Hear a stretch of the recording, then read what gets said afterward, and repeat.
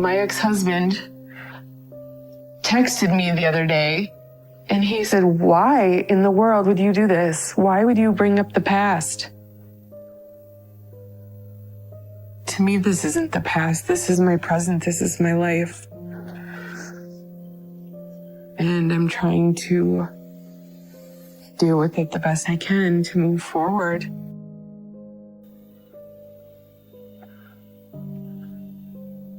I didn't like him when he was this age. I didn't like him at all. What kind of mother doesn't like their own child?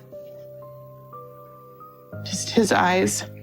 I don't like his eyes. His eyes, I can't describe it. It just looks like an evil look.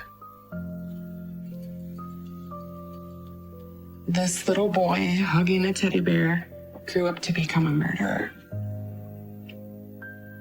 And that is really hard still to wrap my brain around.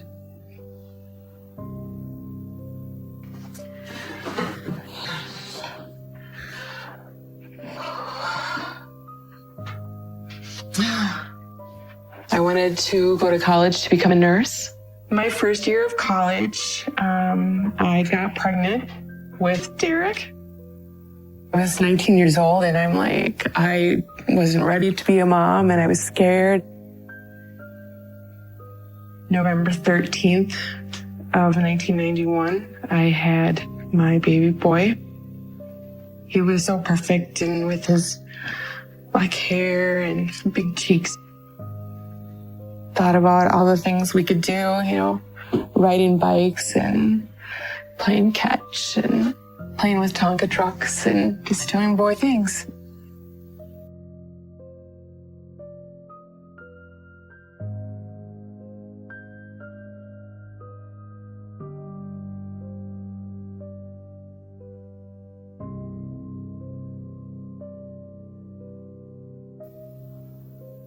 As he grew up, he had a very bad temper. He was destructive. He was defiant. I remember going shopping with Derek, and we passed by these trucks, and Derek decided he wanted one. Derek, put that back. You don't need another truck. Then I told him, I said, no, I don't have money for trucks today. We're buying groceries.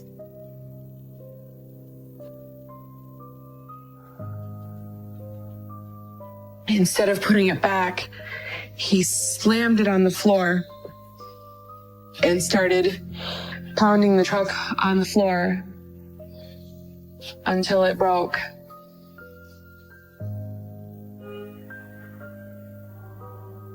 I knew in my heart I should be laying down the rules, but I kept flashing back to when Derek was sick. When he was about 7 weeks old, Derek got very sick with a respiratory virus and pneumonia.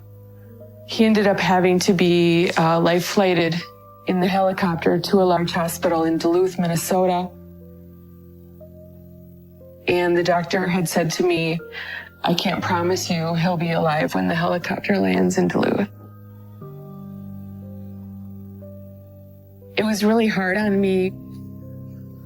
And I almost lost him once. I could lose him again. So I wanted to make his life happy. I wanted him to have his way. I wanted him to have what he wanted. Abandoning this truck. Okay. Derek was still throwing his tantrum. He wanted the truck. He wanted the truck. He wanted the truck. Get him the truck. So I got him a truck. Even though I knew it was wrong, I bought him the truck. I just didn't want to say no.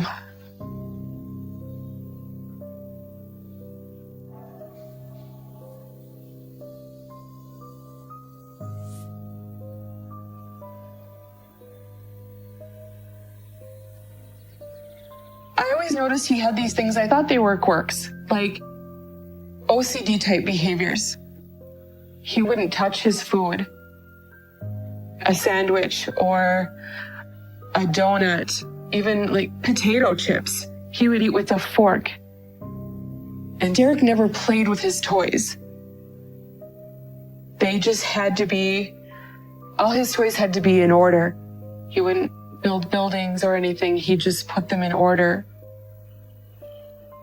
He wasn't interactive. He just wanted to keep to himself. I think the first time I saw the antisocial behavior was when one of my friend's little boys came over to play. And they went to Derek's bedroom to play with some trucks. And Derek did not want that to happen. Derek would do this thing where his body would tighten up and his hands would go like this and he would shake if somebody tried to touch his stuff.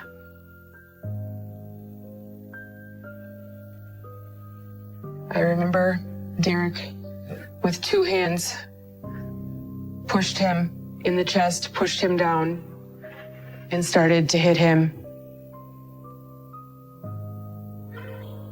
I pulled Derek off, and the little boy's mom came in.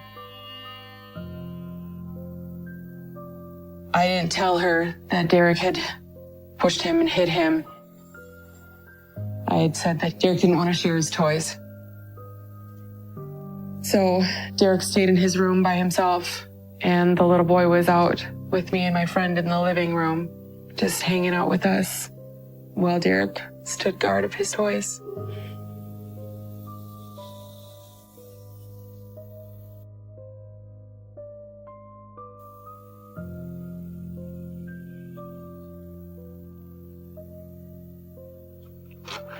Hi. Hi, sweetie. Come in. I started dating Robert. He's gonna like you. I have a good feeling. And the first time he met Derek, I brought him over to the house. Hey, buddy. And Derek came over to him. And my boyfriend was playing with Derek's hair, sort of parting it. And I asked him, I said, "What are you doing?" And he said, "I'm looking for the 666 on his scalp."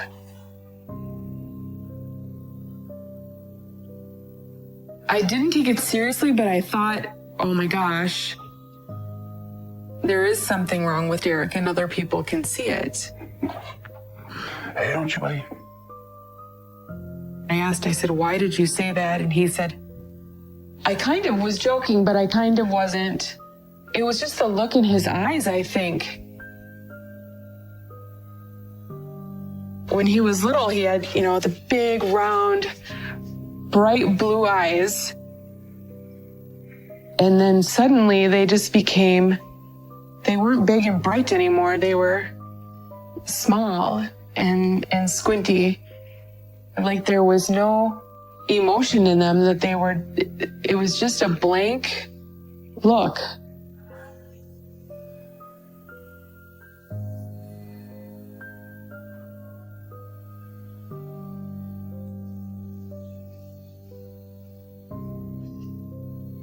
I was hoping that Robert and Derek would get along. I had no reason to think that they wouldn't, but I don't think I took Derek's temper seriously. I didn't think he would hurt people. Oh, I think this is the one and only kiss I ever got from Derek. I love this picture. I was always seeking Derek's affection. I was always trying to please him, to make him happy, to see if I could get this, to see if I could get a hug or a kiss or an "I love you." I kept trying, but I never got affection from Derek.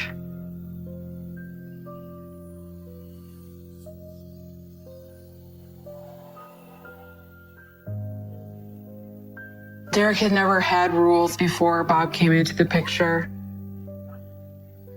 It was Christmas morning, and we had all the presents ready, and I had bought Derek the newest PlayStation.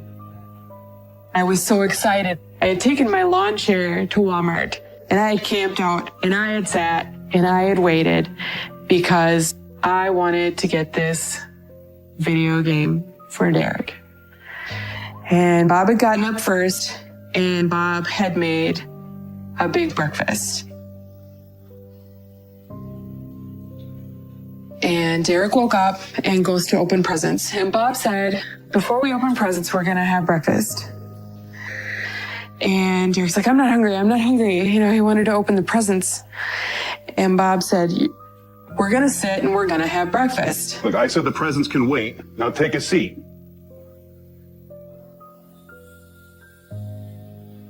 This was the first time that anybody had ever tried to lay down the law with Derek.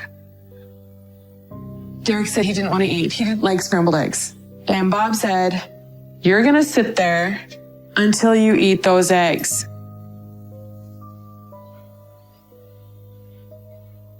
And Derek said, fine. And I got up. I started doing dishes. Derek's sitting there. Derek's just sitting there.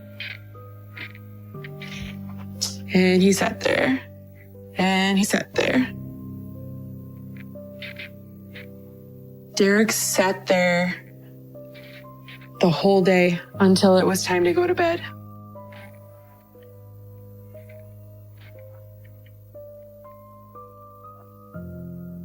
He did not eat those eggs, and he was going to show Bob.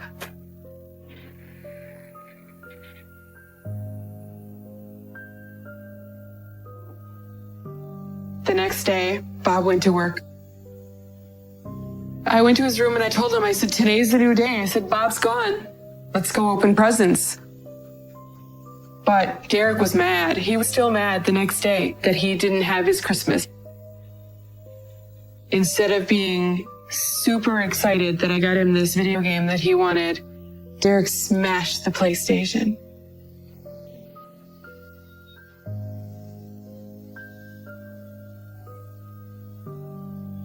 Smashed it, walked away, went to his room.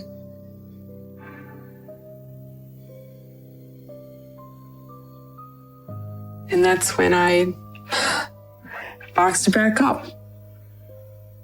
And I took it to the store and I told them that it must have got damaged in shipping and that I needed a new one.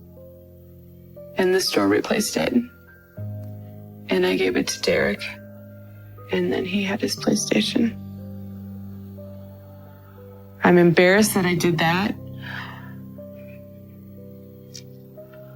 But I wanted Derek to be happy. I wanted him to have the video game.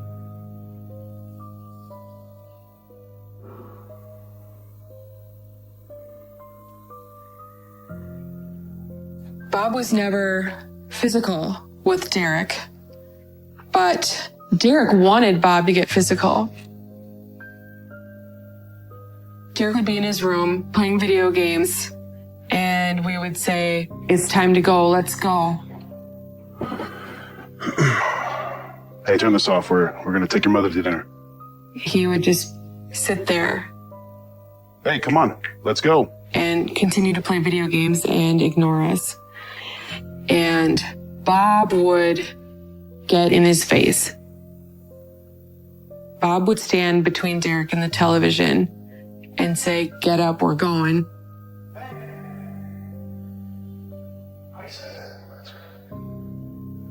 Derek would stand up, they'd be chest to chest, and Derek would egg Bob on.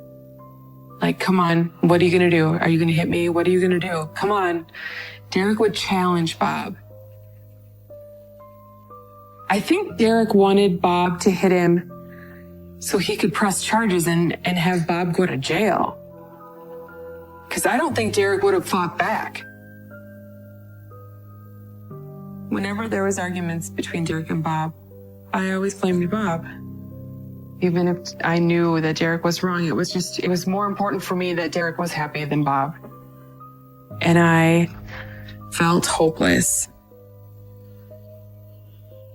I was thinking nothing is going to make him better. Nothing is going to make him happy.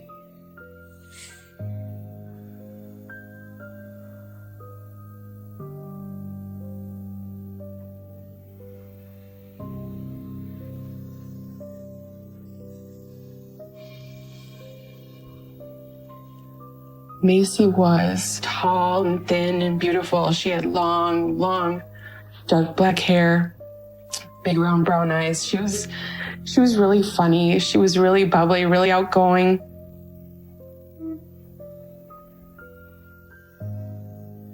Derek really changed when he met Macy. I had never seen him so happy. He was laughing, he was smiling, he was affectionate. And it made me happy to know that Derek was capable of feeling, because I wasn't sure. By this time, Bob and I's marriage was over. When Derek told me that Macy was pregnant, I invited them to live with me under the condition that they both stayed in school, that they helped me around the house, that things would be good.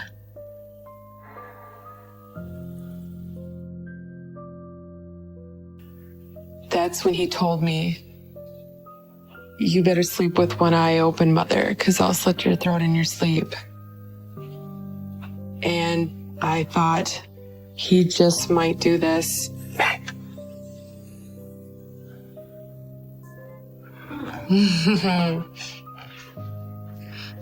This was little Gabe's first Christmas.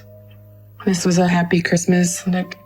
Derek has a genuine smile on his face in this picture. Derek was a great father. He really doted on Gabe. Derek had graduated by this time.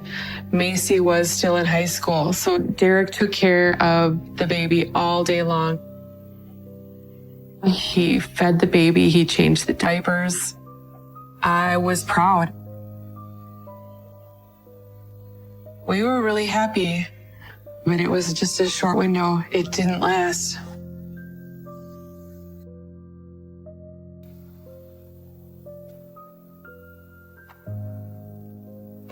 Everything had to be Derek's way. The curtains in our house always had to be closed. I would get up in the morning and open the curtains. He would get up and immediately shut the curtains.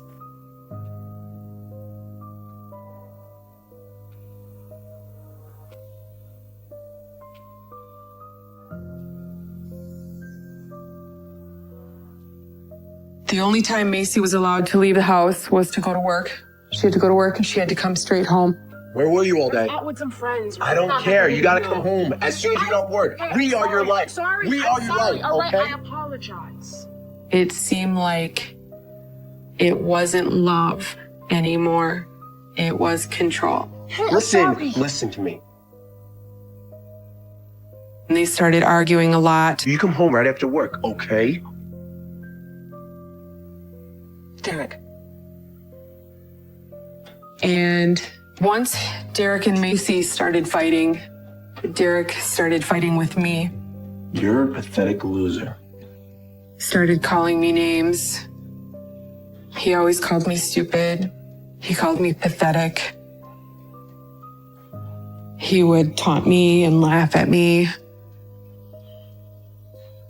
Look at you. You're drunk.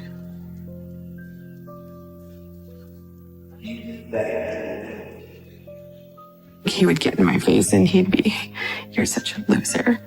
That's all you do is drink. And that's how you cope with the world is you drink." And he would just call me pathetic. I did feel pathetic. I believed every word he said. I wasn't strong enough to stand up to him.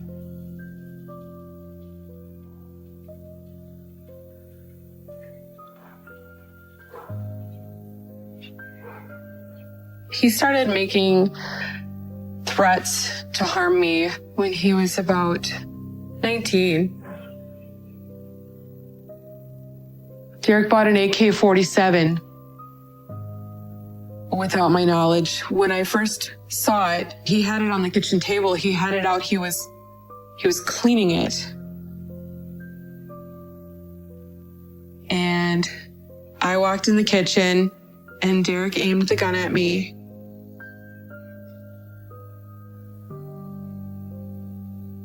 And he said, "Do I scare you, Mother?"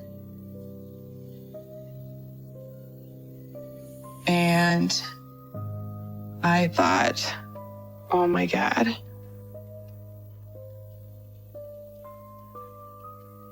And that's when he told me, "You better sleep with one eye open, Mother, because I'll slit your throat in your sleep." And the look on his face he had, I believed him. I thought he just might do this.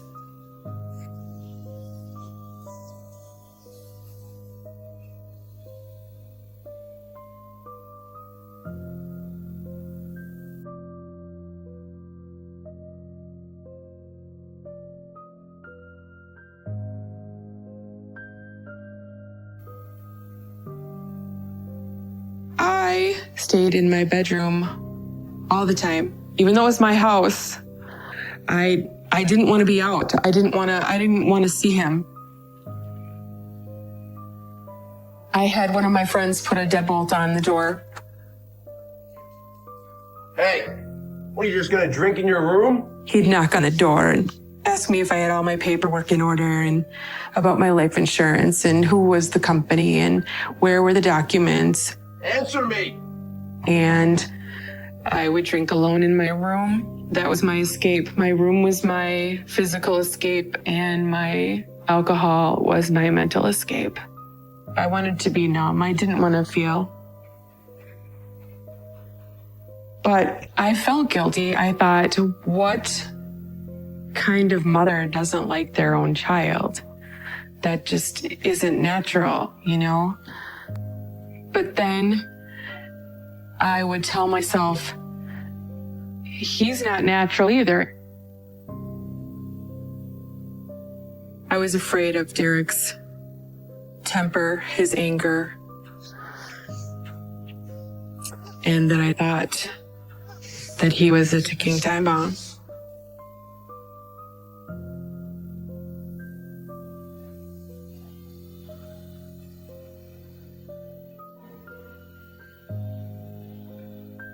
I went to the front door to see why is it wide open. And that's when I saw a trail of bloody footprints.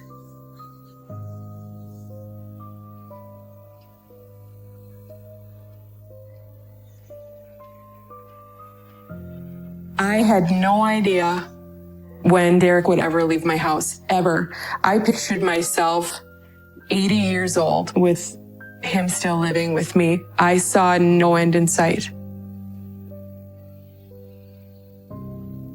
I can't do this anymore. No. Macy and I talked about asking him to leave, and we just couldn't come up with a solution. He's going to hurt somebody. Me, you, the baby. Because if we kicked him out, he'd have nowhere to go. And as a mom, as mean as he was, I couldn't do that. I couldn't kick him out and leave him homeless. I hated every day. I would wake up in the morning and go, what's gonna happen today?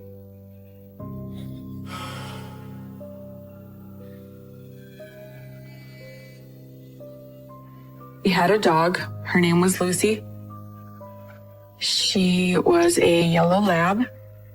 Derek never liked the dog because he just hated the dog hair, couldn't stand the mess.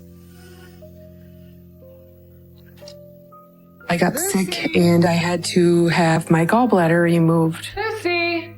Where's Lucy? And when I got out of the hospital and came home, Lucy was gone. And I asked him, like, where's Lucy? Derek said that she had run out in the street and got hit by a car.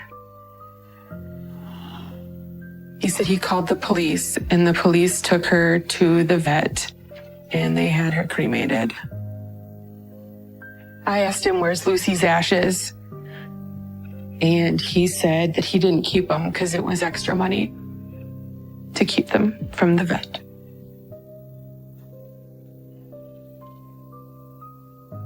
I believed he killed Lucy.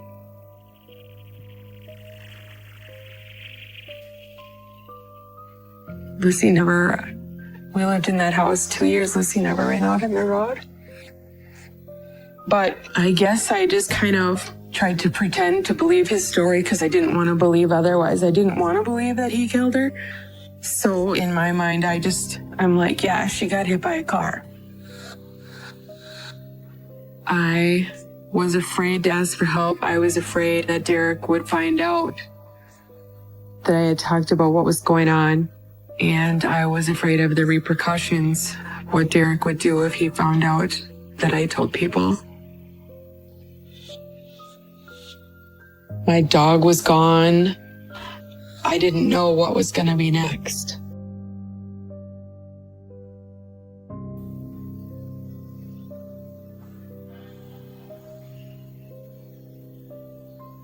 Macy came to me. It was her birthday. She was turning 18, and Macy said she's moving out.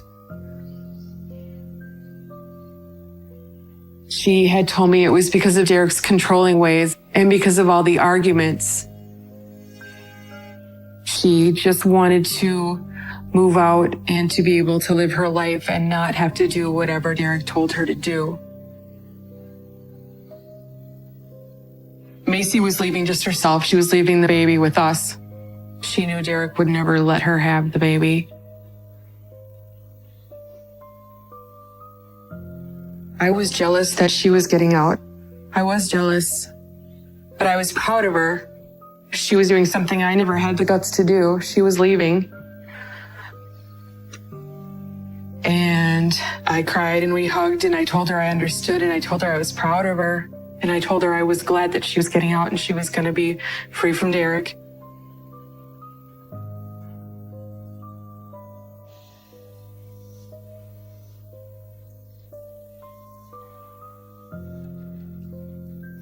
She left. I told Derek that she wasn't coming home. And Derek didn't get mad. He didn't do his typical smash things around the house and make holes in the house. He didn't. Did you hear what I said? He went into shutdown mode, which was almost scarier. It was scary that he was so quiet. I was just waiting. I was just waiting for the bomb to go off.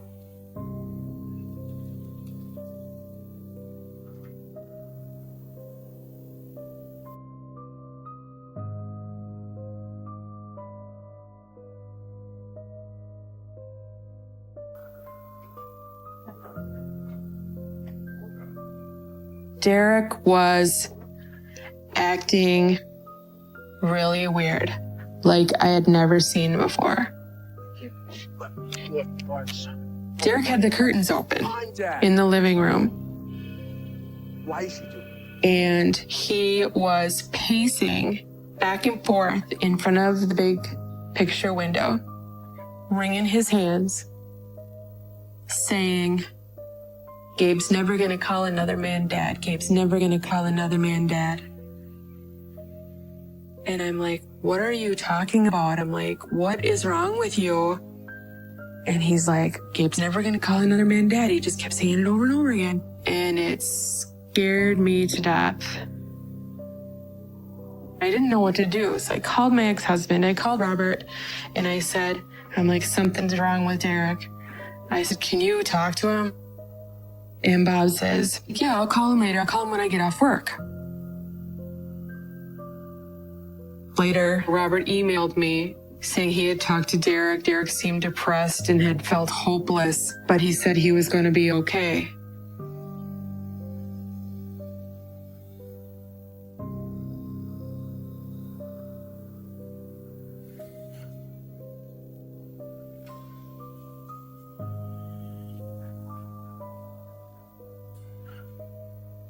When I came home, I noticed right away, I saw Macy's car in the driveway, but I didn't see Derek's car.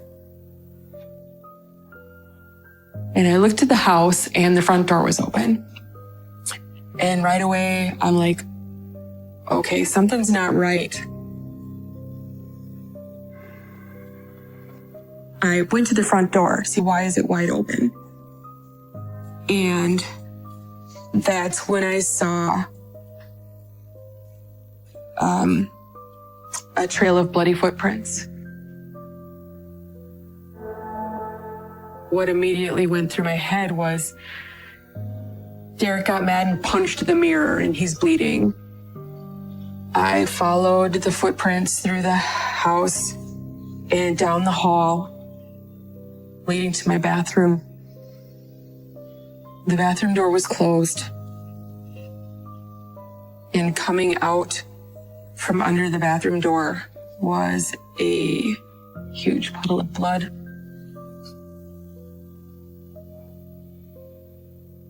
And I opened the bathroom door and I found Macy in the bathtub with her throat cut.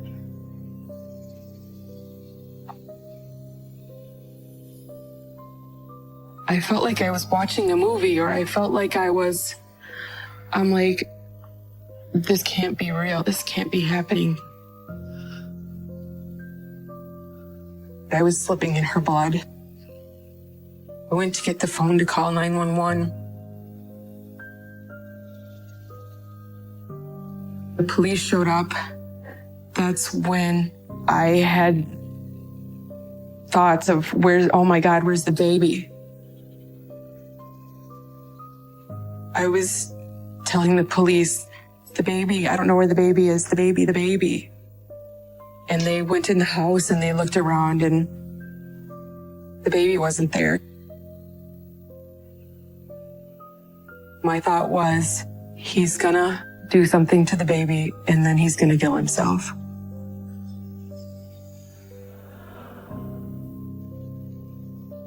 The police took me to the station. I was covered in blood and then they kept me there.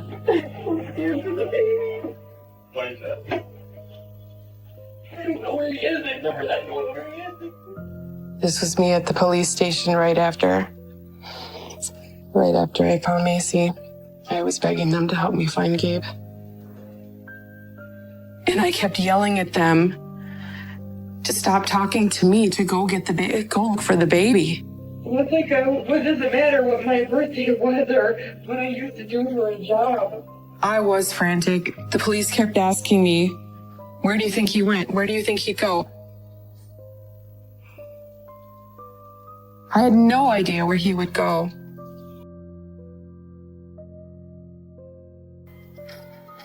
About 5 a.m, a motel clerk in Wisconsin Rapids recognized Derek and little Gabe on the television from the Amber Alert and called the police.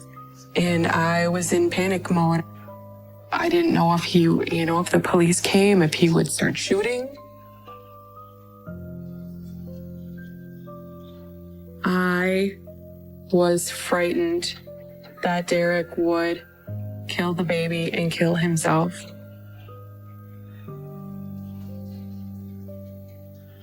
The police came and went to his room. And my son was arrested without incident in Wisconsin Rapids, and the baby was fine. They found that Derek's shoes were bloody. That was the bloody footprints that I saw in my home were from Derek's shoes. They found the knife in his vehicle. My son is a murderer.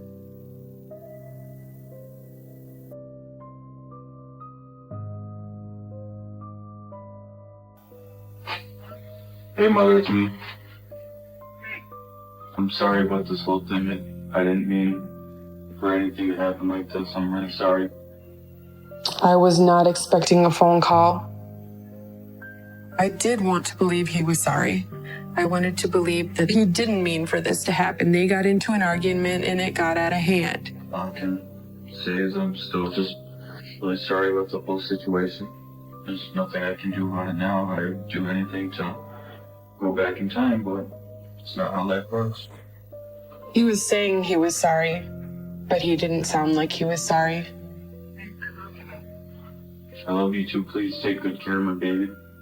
I think it was the first time that he's ever said he loved me, and I think it was because he was in trouble and he needed help.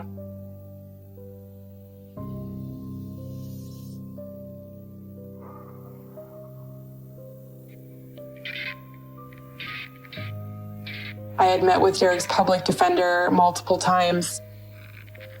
Even though I didn't like him, I didn't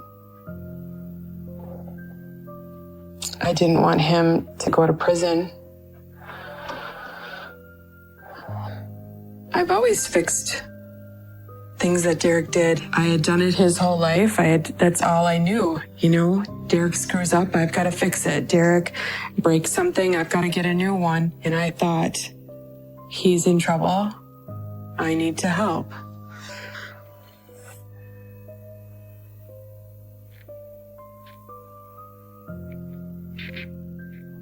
As this went on and I was talking to the district attorney and talking to lawyers, it just was like, what am I doing?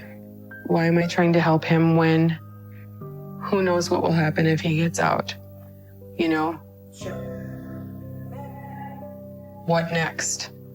Will life go back to how it was before? Or will life get worse? Will he find another victim?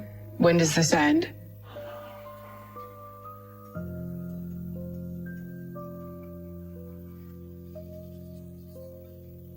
I got a text from a friend that said, OMG, exclamation, exclamation. Derek decided to take a guilty plea to Macy's murder.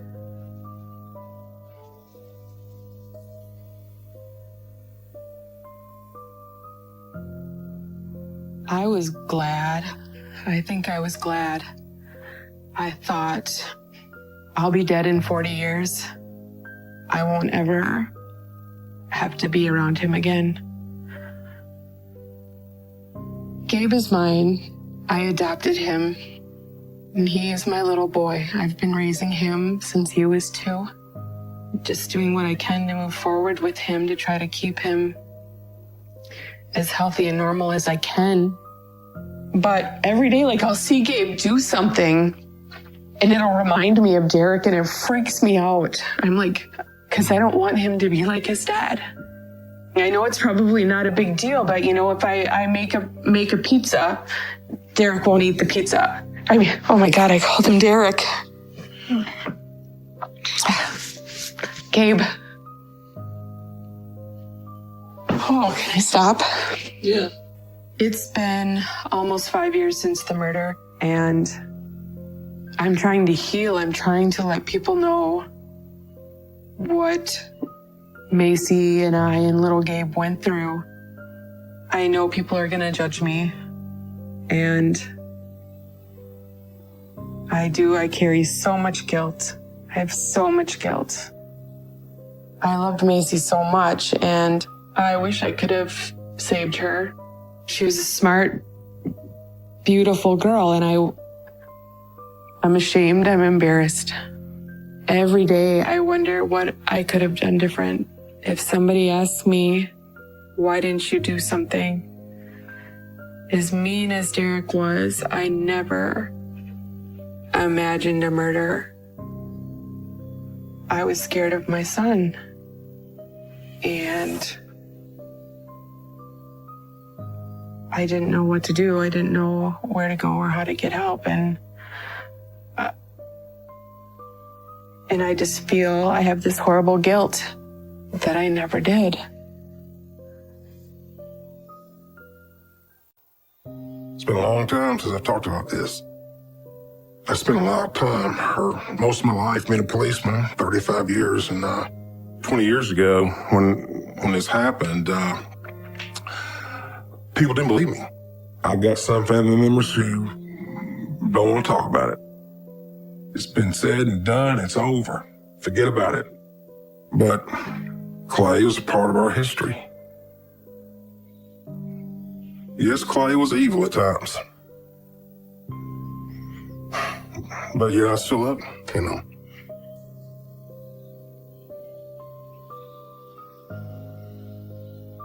It looked like police officers behind every tree in the woods. I mean, they were just, gun barrels were pointed at Clay. If he starts shooting that rifle towards any of those officers, they're gonna unload on him. And they're just gonna fill him full of holes. And then I'm gonna watch my brother die. I felt like I'm the one that has to try to do something to stop him. But this expression on his face and those eyes just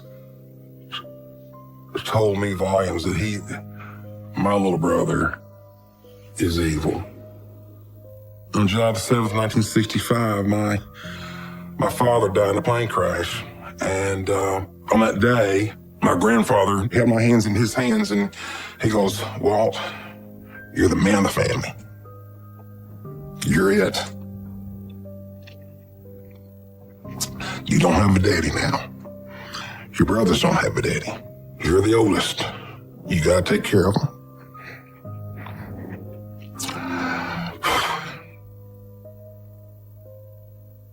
He just ingrained in me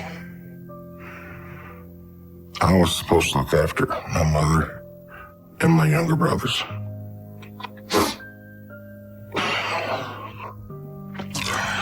And from that time on, I just kind of tried to do what he said.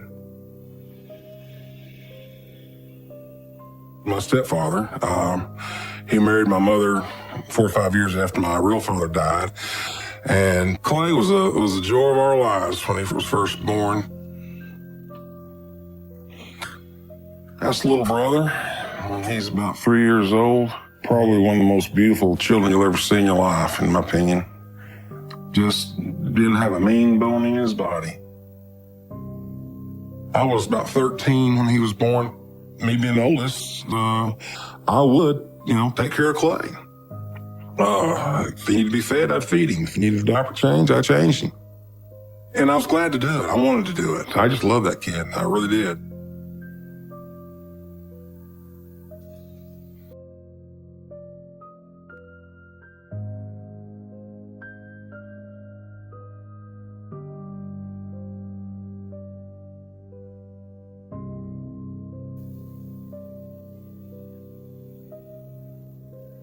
Clay had a hard time in school. He just couldn't control his temper at times. And one time, he got his nose broke in a fight. And Mom said she was starting to worry about him. She would ask me to go talk to him. "Hey, Clay." I was working as a police officer, and I guess Mom looked at me as I could be an authority figure for him. Mom was worried about you. Somebody's got to take care of him. Can't do that, Clay. You gotta walk away. As hard as it is. I said, "Well, Clay, I can understand 1 or 2 fights at school a year, but it's an ongoing thing. And Mom's getting tired of it. She don't know what to do with you." Sometimes you just got to be the bigger man and walk away. And he said, "I'm not going to take any much crap." And I said, "Clay, getting in trouble like this is not going to get you anywhere. And it's all going to cause you more problems, But there was very little reaction.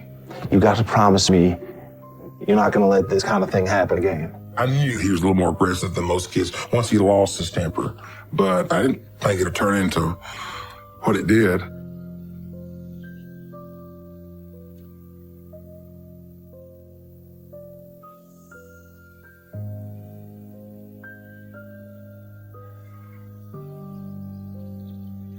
He never did very well in school, but he started doing even worse. And he came home drunk 1 or 2 times that I remember, and he went from alcohol to marijuana. I wasn't living at home, but I came home to visit. Mom went home, I woke in the house, and I immediately just smelled dope in the house. And Clay and one of his friends was sitting on the living room couch, just high as a kite. And they had over an ounce bag of pot on the coffee table. He had the same symptoms as people I used to arrest. What the hell is this? The hell's it look like? He didn't show respect to anyone. And Clay could never see the consequences of his actions. So I thought, it's time for him to get a little lesson. So I called the sheriff's office and tell him, hey, he's got a couple of ounces on him. I want you to come out here and arrest him. Come on, Walt. We're just having a little fun. He said, man, Walt, you don't have to send me to jail, man. Why do you want to do that? I said, your butt needs to go to jail. That's where you need to be. I was trying to scare him away from his evil activities. His buddy was scared, but Clay he sat there, just kind of gave me the evil look. You couldn't scare him with anything. You couldn't threaten him with taking him to jail or taking something away from him. He just didn't care. He just didn't. That was his attitude. Well, they never showed up. I called them twice. Never showed up. So I just took the dope and I flushed it down the toilet. And, I saw Clay as the way a lot of my friends were back at that age, the way that I was. I thought he was just one of the many that rebels.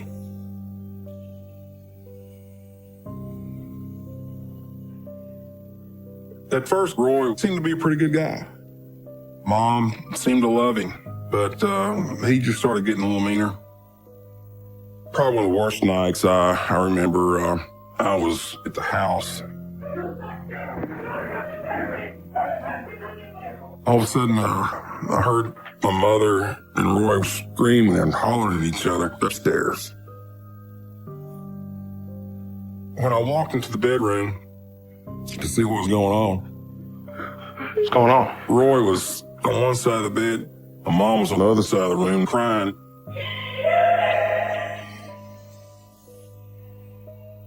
I'm going, relax. She said, he hit me, Walt. He hit me. Get him out. Get him out. Relax. Relax. Time to go.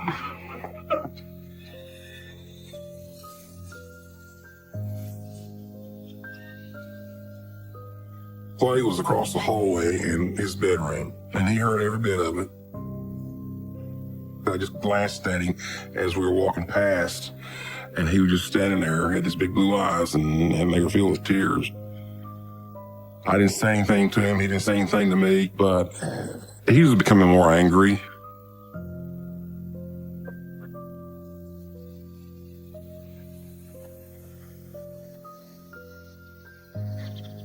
At our house, we had a gun cabinet. It wasn't locked. We didn't have any doors on it. It was just a box where you could just lay your rifle or shotgun in. I came home one day to my mother's house, and Clay was in a rage and crying at the same time. And he grabbed a shotgun, and he started loading it. And this is summertime. There's no hunting in the summertime. Clay, what are you doing? I'm gonna kill him. But he was determined to shoot Roy. Come on, let's put that gun down. Look at me. Don't play. What? So I grabbed the shotgun from him. And he was pulling on the gun, trying to get away from me so he could go shoot his daddy. Give me the gun. I'm gonna shoot him. He was pulling on the gun with me, trying to get away from me so he could go shoot his daddy.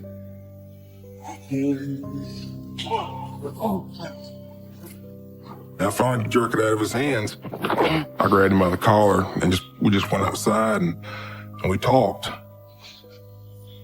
But he was in a rage. I couldn't settle him down to talk to him. I'm gonna kill him. What are you thinking? I'm gonna kill him. I said, Clay, you don't want to do that. Your dad and I have had our problems, I said, but you don't want to do that. And yeah, I do. I want to kill him. You gotta look at me, man. Actions have consequences, brother. Come on. if he had been physically big enough and strong enough to overpower me, I think he would have shot somebody.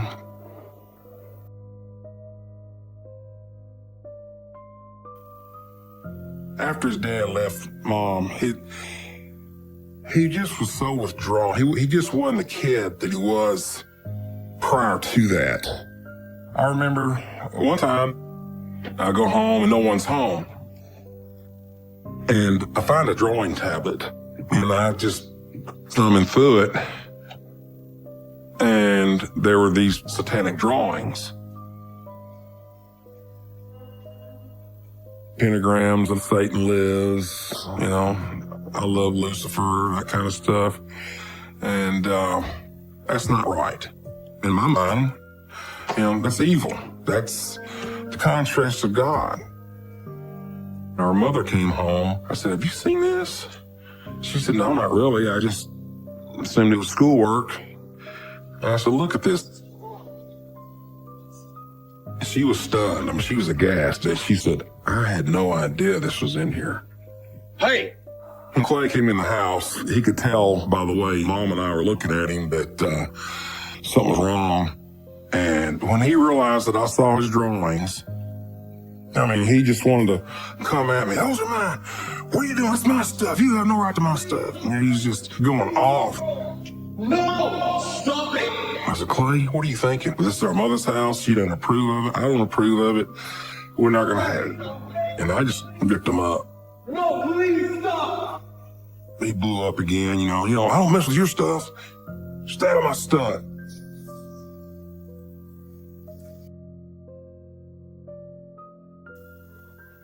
And that was really probably one of the major turning points. After that day, Clay didn't really like me at all.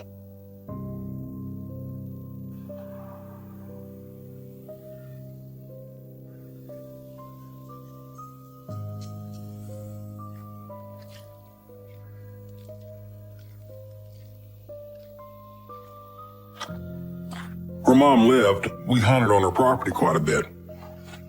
And not too far from her house, I was walking on this trail and I saw the remains of a dog.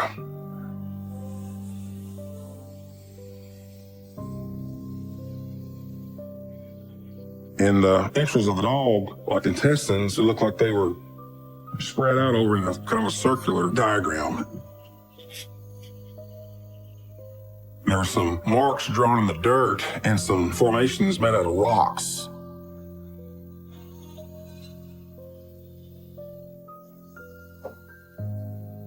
I ran to the house and I said, Mom, I said, somebody's dog is on your property over there. And I said, looks like somebody gutted it. Clay chuckled. I said, I turned to him and said, you know something about this? He said, yeah, he's with Satan now. I said, what are you talking about? He said, Walt. He said, I don't believe that Jesus stuff anymore. He said, it's Lucifer. He's Satan. He's the man. And then Clay admitted he and a couple of his buddies sacrificed a dog for Satan. And he said he did it more than once. He said he's killed other animals. He loved to hang cats and just watch them squirm till they died. Thought he's nuts.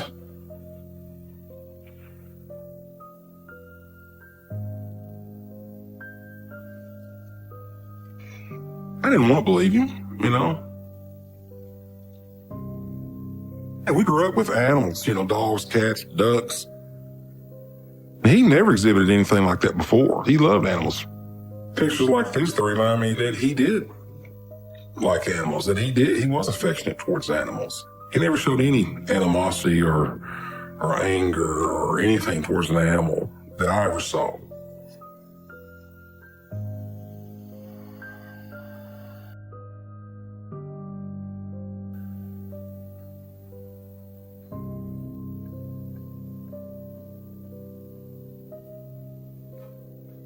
Mom got Clay to go to church with her one time.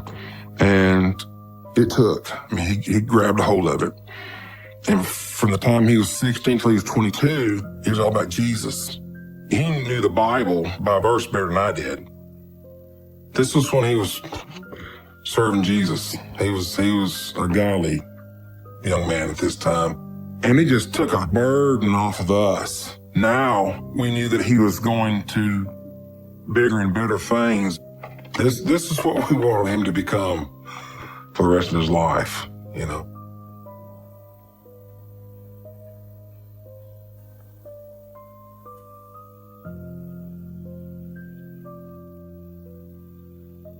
What is Boy, stop it! He was looking dead at me, and it happened like that. And I knew that in order for me to stop him, I was going to have to hit him.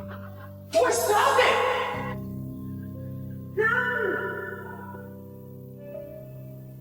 This is my little brother, Clay. He was 22 years old right here. His eyes look dull, you know, like there's nothing in them. This is when he was going back to his old self. He didn't talk about church as much. He didn't talk about Satan, but he didn't talk about Jesus either. And he would just have a sustained anger.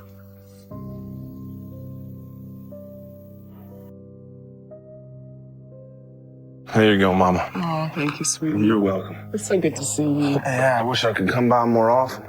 I remember I went to visit Mom, and we were just talking. I happened to look over to my left, and there was a brand new guitar on a guitar stand in the living room. This is nice. Is this Clay's?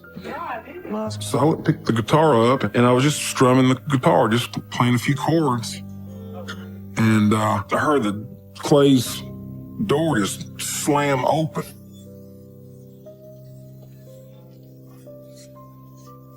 And he came just strutting out down the hallway of the house. Put that down. And Clay grabs the neck of the guitar, tries to jerk away from, get him my guitar. He ran his back, I was fixing to punch me. And before I even realized it, I just smacked him upside the head. And when I hit him harder than what I intended to. Clay? Clay, are you okay, honey? Clay, come here, man. And I said, Clay, I'm sorry. I shouldn't have hit you like that. And anyway, he said, okay. He said, just forget it. And he grabbed the guitar and he took it into his room and locked the door. I knocked on his bedroom door. Clay, come on, man. I said, Clay, I'm sorry. Would you come out here and talk to me? I'm sorry. You know, I shouldn't have done that. And no answer. He just had his door locked. He didn't want to talk to me at all. Several years after, he said, I've got something I need to tell you. He said, you remember the time we had the fight over the guitar and you hit me? He said, you remember when I didn't want to answer the door, when you knocked on the door and I didn't want to talk to you? I said, yeah, Ross, I remember it well. He said, well, the devil, Lucifer, told me to load my shotgun and come out there and shoot and kill you and Mom. Come on, man. I'm sorry. I didn't mean to hit you that hard.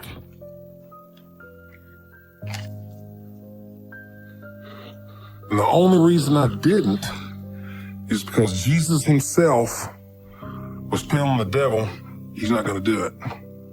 I said, are you serious? He said, well, I'm dead serious.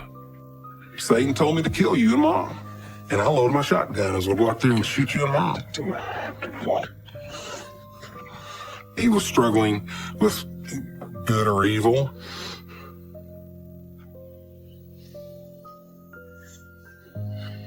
And good won that day.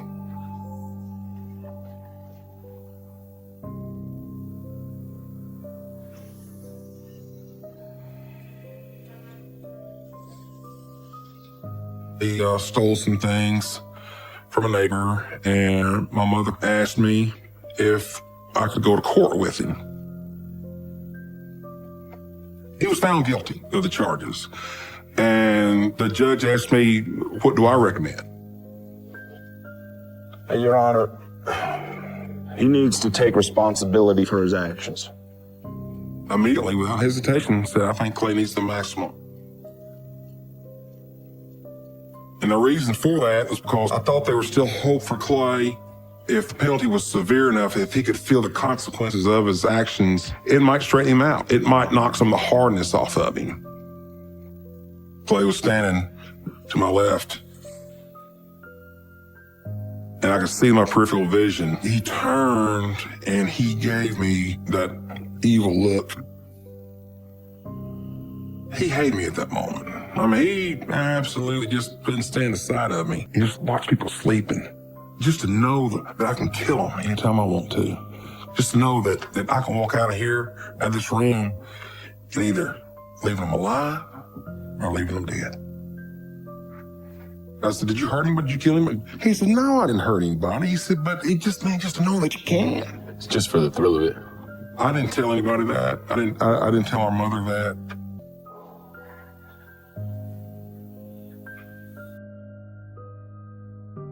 He said, Walt, I want to tell you something. I just love to break into somebody's house and just tiptoe around there. The judge, he didn't give him the maximum. He gave him a fine, restitution, but he didn't do any jail time. When Clay and I left the courtroom, he just had rage all in him. I could just see it and feel it.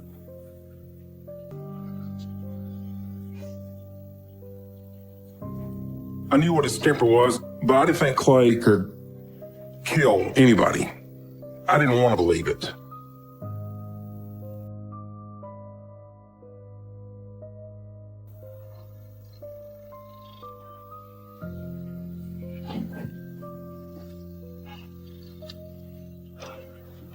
Hello? One day, my mother called and said that, Walt, I need to talk to you about Clay. Call. March 28th, 1998, I got a phone call from our mother. Mom, calm down. Walt, I need to talk to you about Clay. I heard fear in her voice for the first time in a long time. What's he done? And she said, Clay told me that he thinks he's done something real bad, but he's not sure. I just don't know. Leave him. She said, I don't know. But when I refused to give him some money, he was very angry and he left. I thought, this is some kind of a embellishment. Clay maybe he hit somebody and they're in the hospital, and I thought it was anything but murder. All right, Mom, I'm gonna get down to the bottom of this.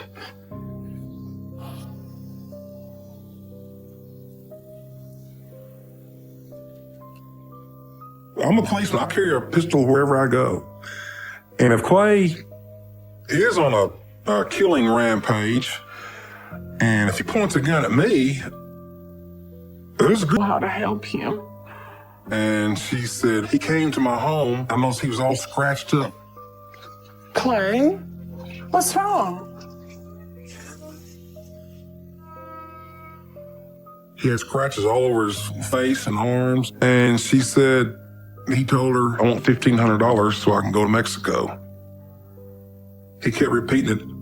I think I've done something bad. I think I've killed a bunch of people. I said, do you belong down?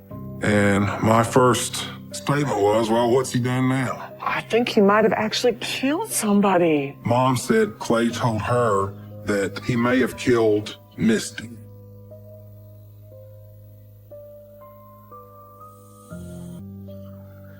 To have your younger brother actually talk about what he could do to somebody, I didn't want to believe that he really would. And I took him back to our mother's house. And after that, we didn't talk for a long time.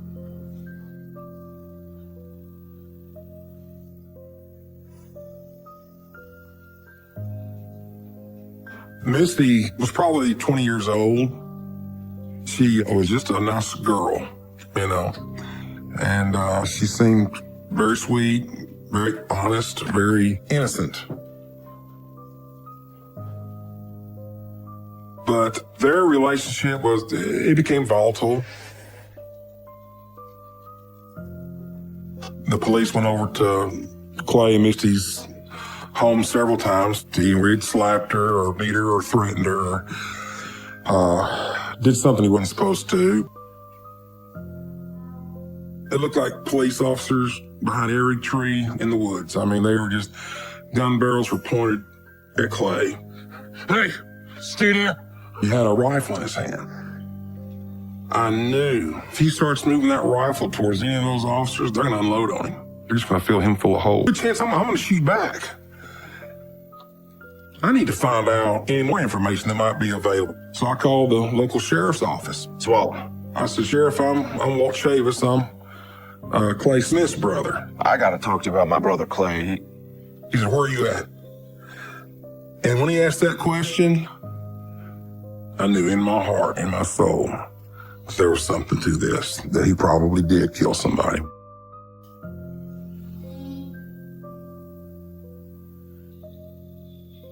He didn't say a word. I just followed him into his office. Have a seat. He handed me a stack of papers about, what the hell are you doing here? Like it was a joyous reunion. Hey, Walt, how you doing? Hey, Clay, how you doing, man? Hey. I said, Clay, you tell me what you're doing here. And he just gave out the biggest, roarest laugh I've ever heard in my life. He said, Walt, don't you know? I just knew someone was going to get shot or killed. When I heard over the radio, is his brother still with you? And he said, yes. He said, bring him here.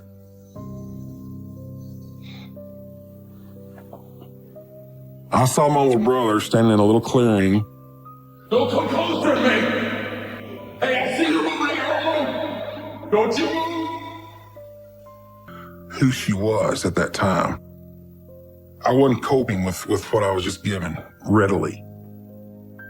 I said, you think he killed 5 people? They are absolutely positively sure he did. Shotguns, rifles, pistols. It was panic. Deputy that I was riding with, he said, you don't go anywhere, you stay right here. 20 minutes felt like hours. I heard a lot of shouting. I couldn't make out what it was. Sent 3 to heaven and 2 to hell. I said, Clay, you don't have the authority to send anybody to heaven or to hell. I said, what can I do to make you put that gun down? He said, nothing. I'm willing to die. Are you willing to die, Walt? Come on, Clay. It's just you and me here talking, all right? I don't have the words. I don't have the vocabulary to explain it to you. I've looked into the eyes of a lot of criminals in my time. Thank you.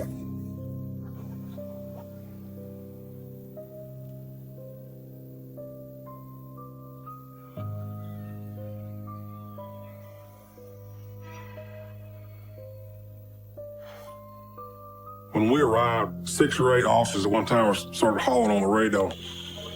2 inches thick. Have a look. And I saw 5 warrants for capital murder on my brother. And I'm looking at the names. I didn't know who they were. I didn't even recognize Misty's name. I saw her name in black and white, but it didn't register to me. Starting with the same counties, coroner's report, same patterns. He said, we're going to go looking for him. He said, I have a question for you. Are you willing to help us find your little brother? And I thought, my little brother murdered all these people. I said, my God in heaven. And I said, yes, I will help you any way I can. And this expression on his face and those eyes just told me volumes that my little brother is evil.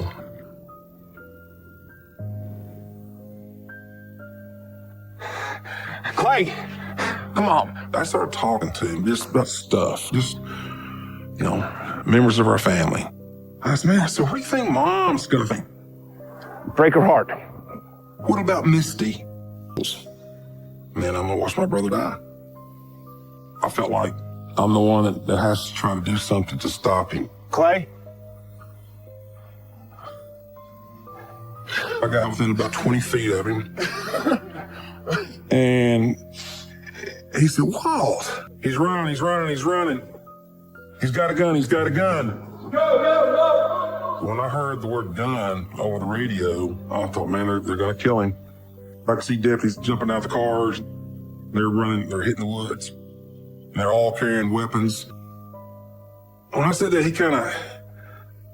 his head just kind of dropped. He kind of gestured that that just kind of hit home. And he relaxed a little bit. He went from this, and I ran over there to him, and from the bicep to the tricep, this part of his arm was gone. They had an ambulance on standby, and they put him on the gurney, and I heard the medics saying, well, this is bad. I just couldn't comprehend, is this really happening? Is this really happening? Am I really here? Did I just see my little brother get shot?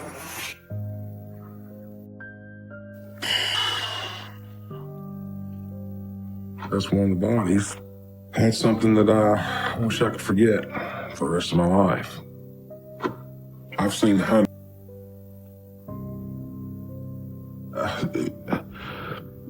This is the first time in 20 years I've seen her pictures. This is Misty. This is Samantha.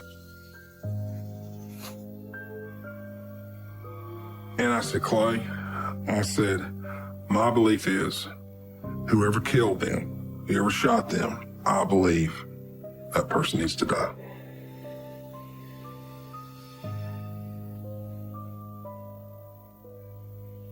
I love Clay. Clay never admitted to killing them. But I'll try to go see him at least once a month or more. How's Mom? She's all right. One day we were talking and he said, Walt, do you think I deserve to die? And I asked him, I said, did you kill him? That's the day before he was executed.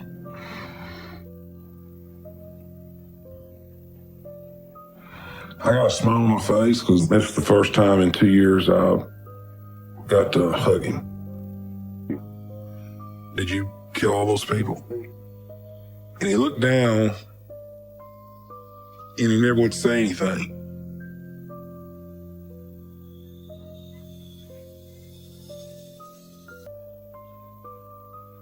I loved him as much as I've ever loved anybody in my life. But he deserved to die.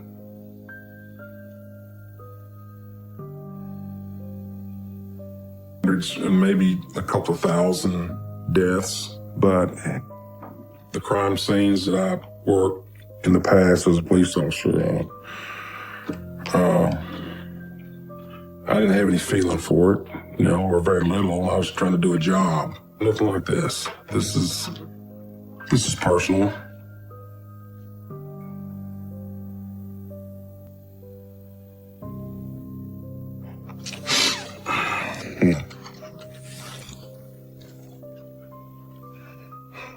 This is me and Clay. That's the last time I saw Clay. She was the babysitter.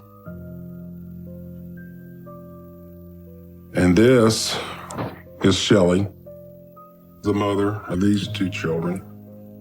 This was Sean. This was Taylor. How can anybody want to hurt children like that? I don't know. Do they look like they can hurt somebody? Do they look like you would have to defend yourself against them?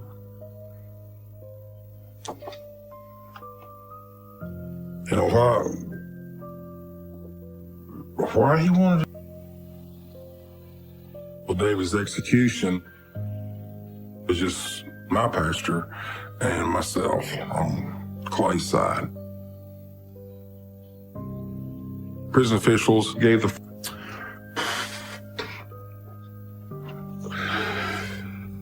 Anyway, he just said, take care of Mom. It's okay.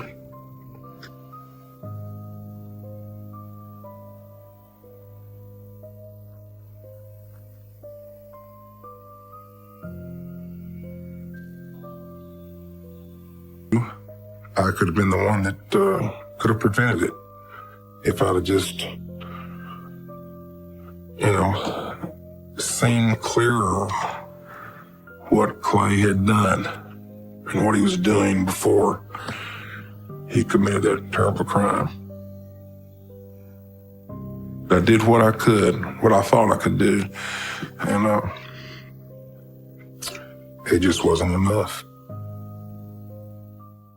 To this, I thought, okay, I'll be able to walk up to him, and just take the gun from him, or he'll hand it to me, and it'll be over.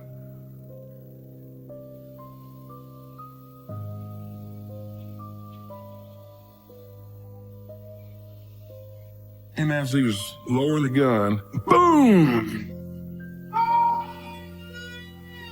Shot rang out, and it hit him right in here, right below his shoulder, and it spun him around. I was the closest one to him to do that. I don't know. I would gladly give my life to bring those people back. I don't know what to say to the victims' families. I really don't, other than sorry.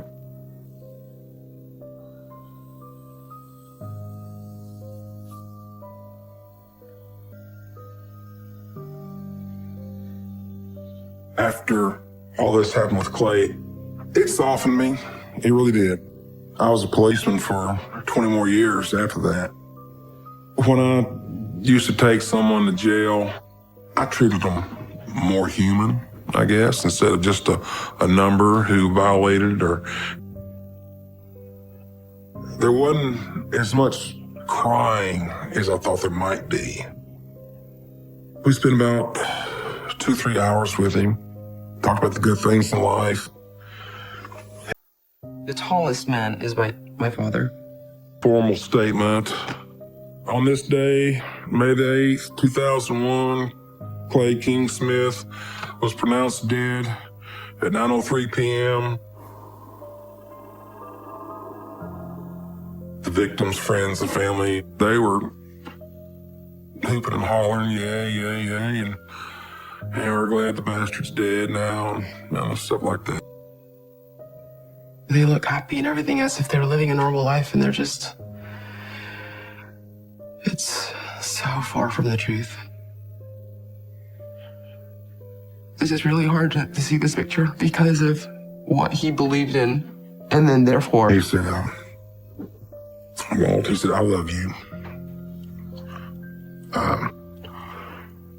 I want to thank you for everything you did for me growing up. This is how everyone in the world lives. My father, Ervil LeBaron, was the leader of our church, the Church of the Lamb of God. He was the one mighty and strong, which meant that he was kind of like what the Pope is.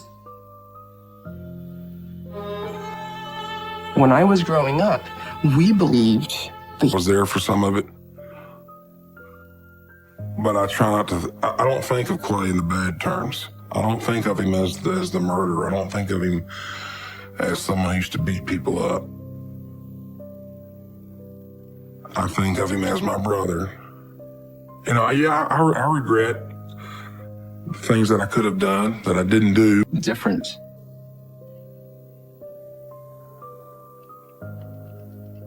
Ervil LeBaron, the self-proclaimed prophet who began preaching a doctrine of hatred and murder, was often referred to as the Mormon Manson.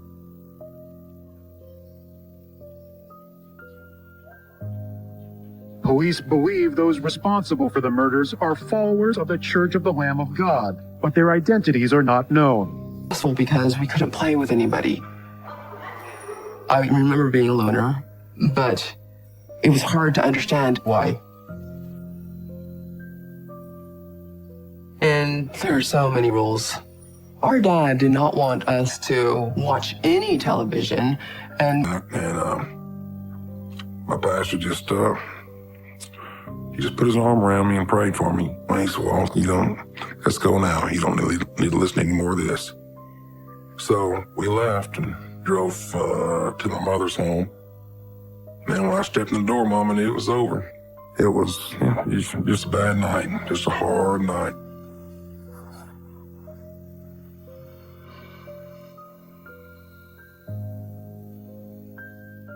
Committed a criminal act. It's made me more compassionate, made me with more understanding, but that badge is just getting heavy. For me, it's just a weight that I don't want to carry anymore. And I'm going to leave law enforcement knowing that I can honestly say I did the best that I could.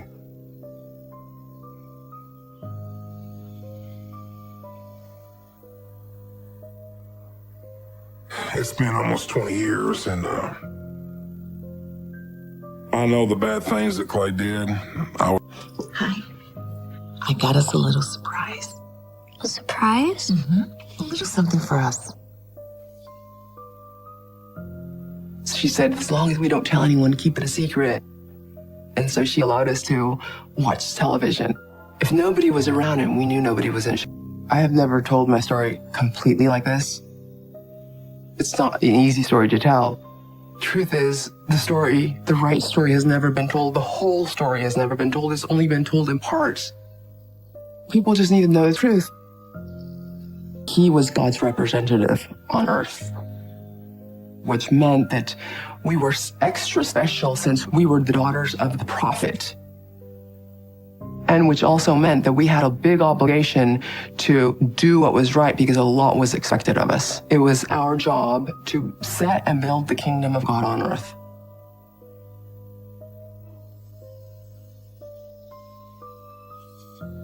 We weren't supposed to listen to any radio music so our minds wouldn't get poisoned because that was worldly.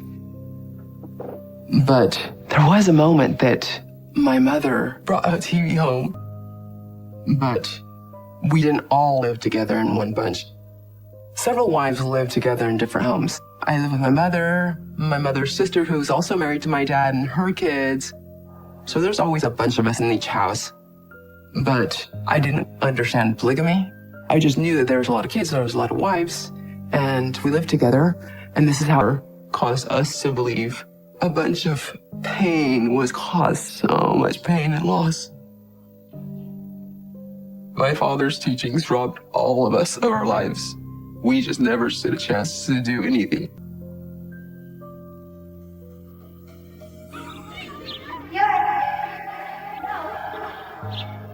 My father kept us separated and sheltered.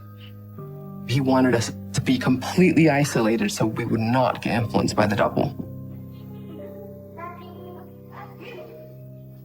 And it was a little stressful. Your father is helping them atone for their sins. My dad not only believed in polygamy, he also believed in the law of blood atonement. Blood atonement comes from the idea long we were down there being as quiet as possible. But after a while, the police left.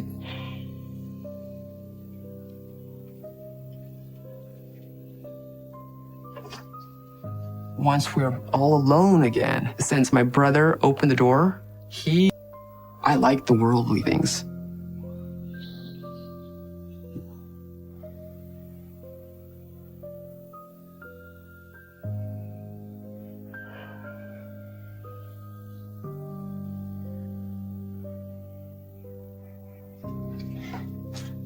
My father was hardly ever home.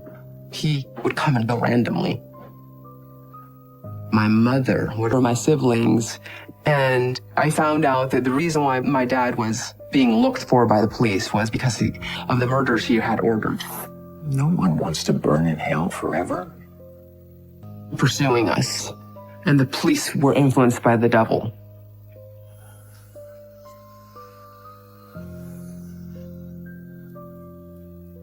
So somebody knocks at the door, and my brother, who was 10 years old, goes to answer the door. And it was a cop. Hello, son. Are your parents home? wanted to go to heaven.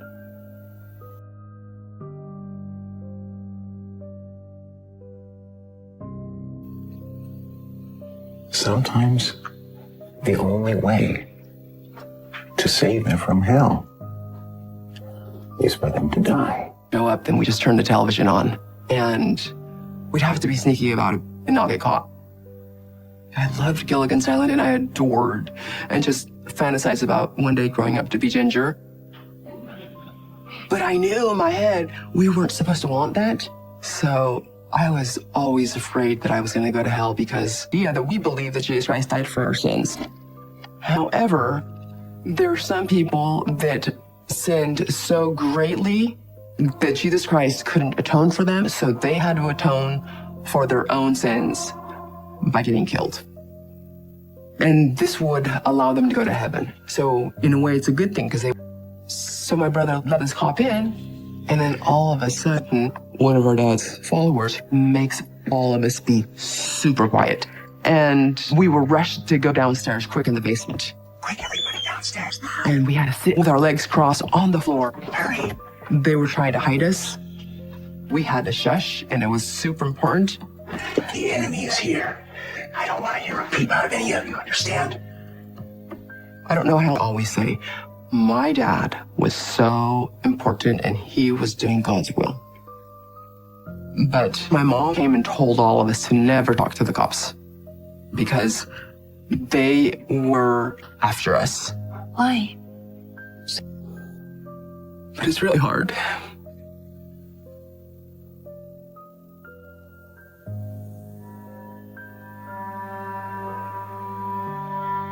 My father was a Mormon polygamist, and my mother was one of my dad's 13 wives. I had around 51 siblings, and only the chosen few people could be part of these meetings. You know how the devil's agents have been harassing.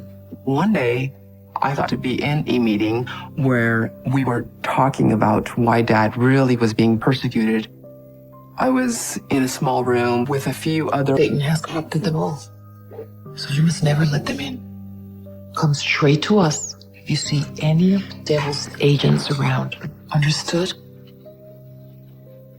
Because we were so special, the devil was...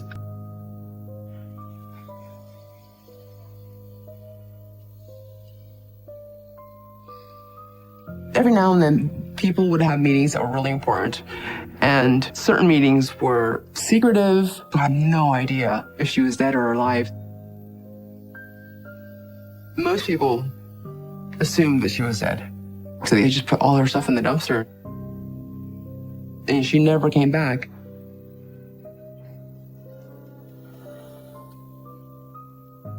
I missed my mother more than anything.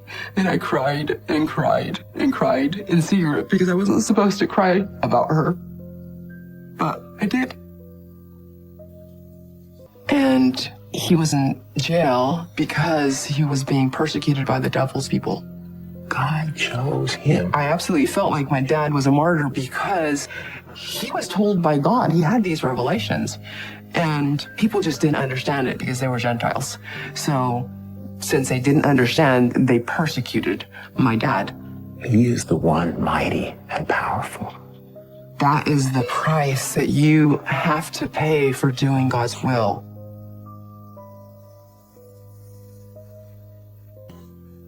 The world is riddled with depravity and sin. My dad would talk about there's this Armageddon war. Battle of Armageddon is what he called it. And we had to help save the world. Promise me, my children, promise you will not allow the darkness in, that you will fight the wicked in the world. We're supposed to do our part. Mom? And I just figured that she was going to come right back. And then the next day happened, she still didn't come back. And then the next day, she still didn't come back. So after about a week, I started asking my aunt, like, where's my mom? Aunt Yolanda, when is Mom coming home? And she says she's not coming back. Influenced by the world, We were the special, the chosen. Our minds had to be 100% pure.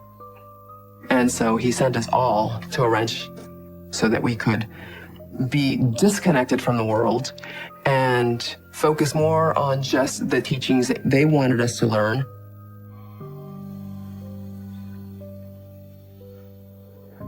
My children, One of the ways that we would get is we want to make sure God knows that we are doing whatever it takes to be his servants on earth.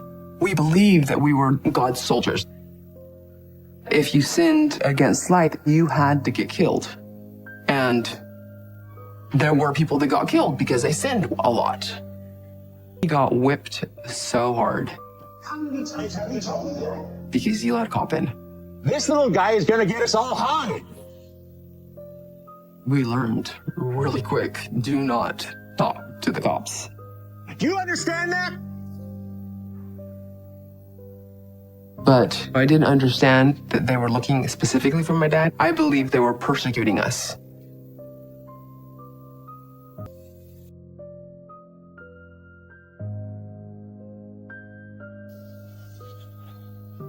Once my dad was let out of jail, I was pulled out of school. Our dad decided that we all needed to be away from society. He didn't want his children being influenced.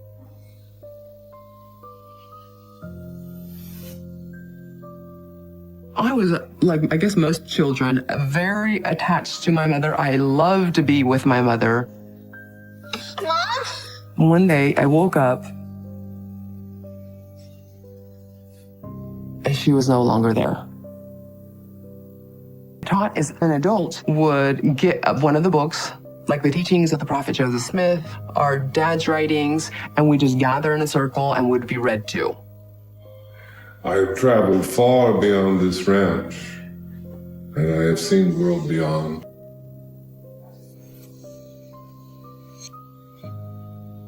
I was, like, I guess most children, very attached to my mother. I loved to be with my mother. One day, I woke up, and she was no longer there. A part of me thought, oh my God, I'm not going to make it, because I was afraid that I had sin within me because I couldn't understand the scriptures. And that's one of the reasons why I personally thought that I might get killed, because I was emotional and sentimental. And if you stray from this, if you allow the darkness in, if you betray the family, you face the wrath of God alone. Extends his hand. All of a sudden, one of the guys grabs Arthur. One grabbed his hands and put him behind his back. Another one started punching him. He was wrestling, trying to get away. And all of a sudden, I just hear, no! And so he had his oldest son, my brother, Arthur, anointed to be his successor. And said that when the enemy kills me, you're going to be in charge. So he kind of prepared everybody.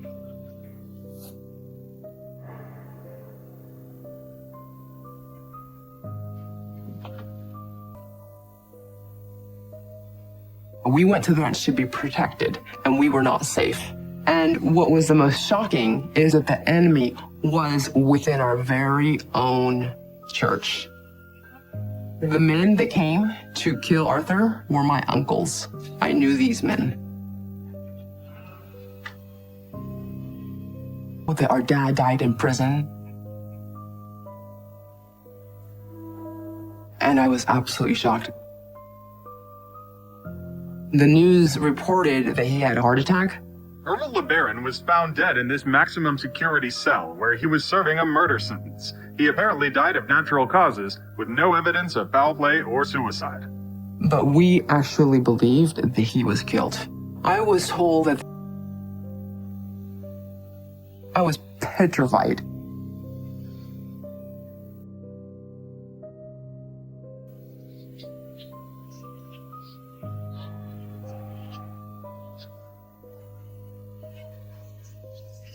Once he was in prison, he knew that he needed somebody else to be in charge. Ervil did not choose Arthur. He would choose someone that knows so little about his teachings. And then one day he said he had this revelation that Arthur was not doing God's will, and now he was supposed to be in charge. I had a dream last night. A dream that an angel came to me and told me that Arthur is not following God's will. The angel told me that Arthur is unfit to lead, as he is a sinner against God. Because of that, there became a division. Then I see Arthur run as fast as he can. One of those men there that were beating him up pulled out a gun, and then they shot him. And they shot him about 5 times.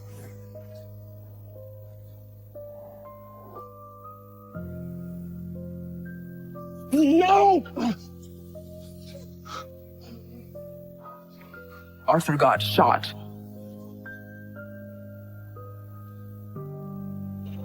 I just completely froze. It was devastating. They put him in the trunk, and they just drove off. The enemy killed him. I don't understand. How can he just die? It was the devil's people. Since my father had anointed my brother Arthur, now Arthur had to figure out what God wanted us to do.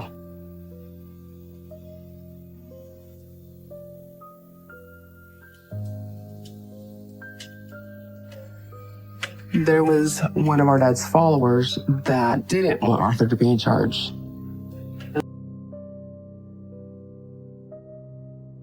Within the family, he convinced some people to side with him. Arthur wasn't the only one Ervil ordained before he died.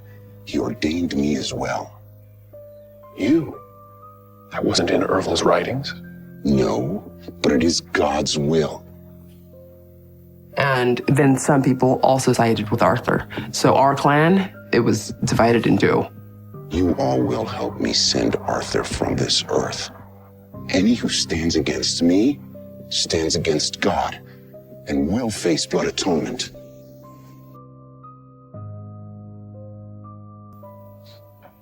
I all of a sudden noticed one morning that something was just not right with how people were behaving.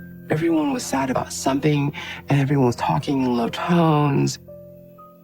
And so I would look to one of my sisters and I said, "What's going on? What happened? What do you mean, what happened? Didn't you hear about Dad?" And she said, "Don't you know what What are you gonna do? Where are you gonna go? You're so sick you can barely lift your head up off the pillow some days. What are you gonna do?"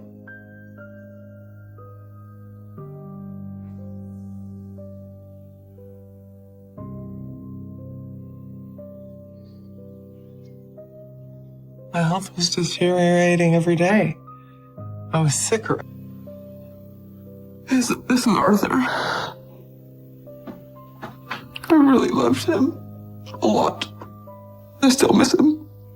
It's just, things would have been so much different with him around.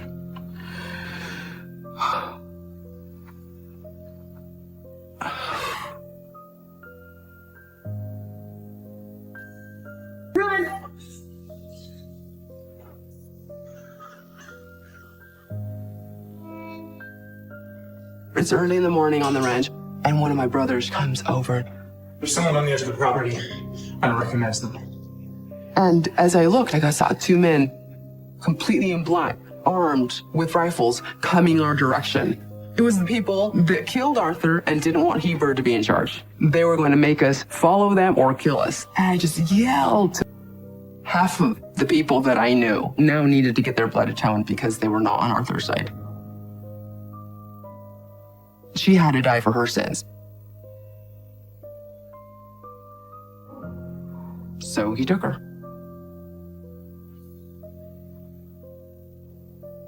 I knew that this is not something I was supposed to be sad about. But I loved Yolanda. She was like my mom. I grew up with her, and she was my mom's younger sister. So I secretly, in case something bad ever was going to happen.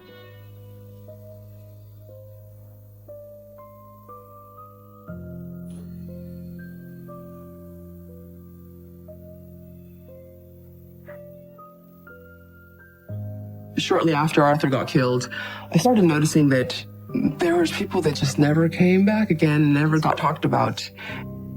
And they were just gone. My Aunt Yolanda wanted to leave, and so she packed, and she was getting ready to leave. And so how do we stay protected?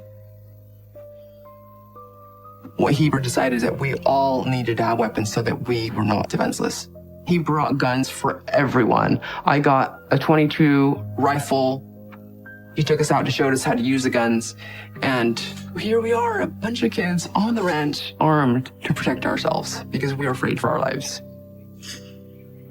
To me, this is definitely a good thing that now I had a weapon.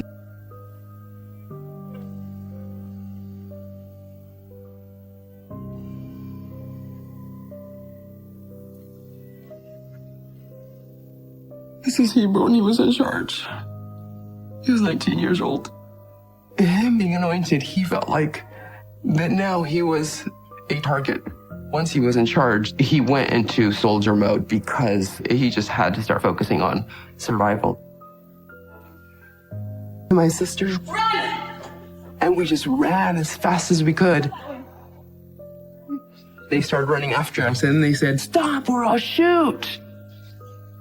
We found a hiding spot and hid.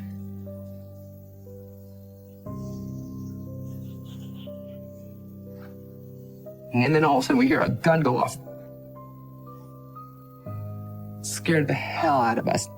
Across the field, I had two other sisters that were there, and one of them had a really heavy-duty rifle. They didn't realize that we were going to shoot them. They get so scared, so they just take off. We knew we were safe. It was early in the morning, and Heber was supposed to be on the ranch, but instead his wife was going to have a baby, and so he was in the city. And we were all alone, just a bunch of kids. When you're done with that, please switch out the laundry. Okay.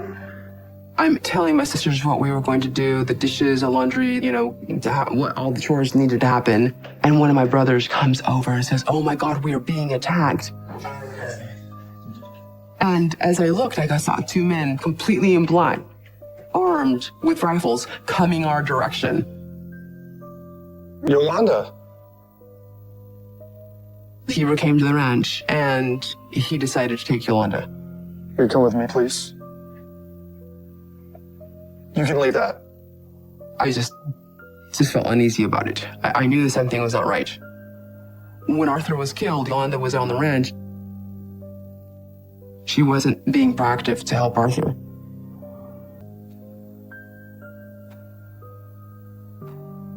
Heber felt that he had to do something because if Arthur got killed, who else was next? We don't go to the police. To us, the police were the devil's handyman. I would try to make sure that they're prepared if they were given that test to not chicken out. Because they would have a worse punishment. And that's why I would sit them down a lot and prepare them just in case.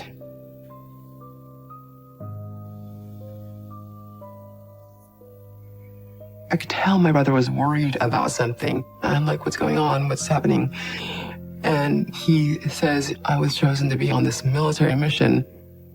He didn't back out. No, just snap out of it because you have to do this and it needs to be done. And you really need to just do this and don't be afraid. You have to do it. So you just go and you do it, and then you come back and everything will be fine. I didn't want him to go to hell because he was a wimp.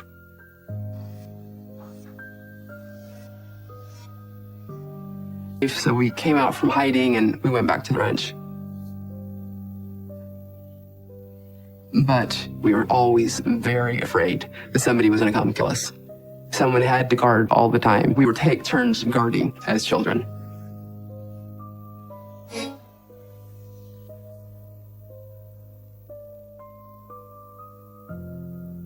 Things got so complicated that it kind of felt like I was walking on eggshells. There was a quote that said, "Many are called, but I would tell them, there might come a day you guys are going to have to kill me, and it's going to be okay. And don't worry about it." You have to listen to me. Because the thing is, if I needed to get killed, it would be a test for them. So my closest sisters, they would be tasked because it would be their test. Could they actually do it? Promise me. Do you understand? And so, right.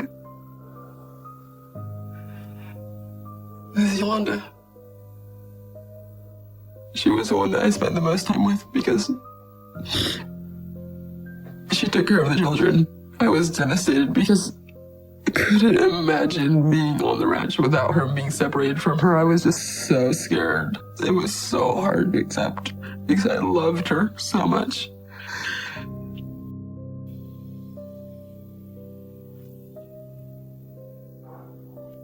It became a blood battle. Those people that killed Arthur were also trying to kill more of the adults. And there were shootouts.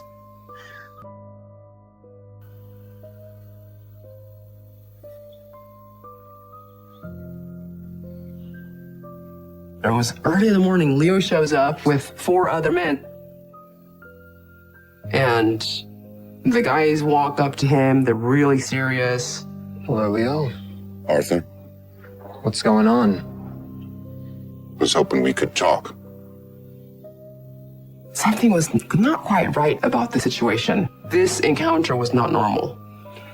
And Arthur...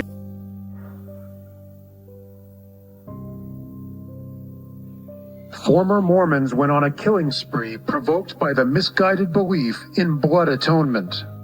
The murders all happened within 5 minutes of each other. Authorities say this may be the most violent Mormon polygamous sect in history. One of my dad's wives that was with us had a newspaper, and she was really upset. I knew that something was wrong. I wanted to know what was going on, so one of my sisters took me aside. What is it? What's happening? They did it. We were chosen, and I was petrified. I just knew that there was no way I was going to make it. So I would set my sisters down, and I would tell them, look, I might not make it, you guys, because I just keep screwing up. If I ever commit a grave sin, and they tell you you need to blood atone me, you can't be afraid to do it. What? Mistake. They killed Dwayne's daughter too. She wasn't supposed to be there. Oh my God. The little girl got killed, and it was not supposed to happen. It was devastating. And we just didn't know what was going to happen.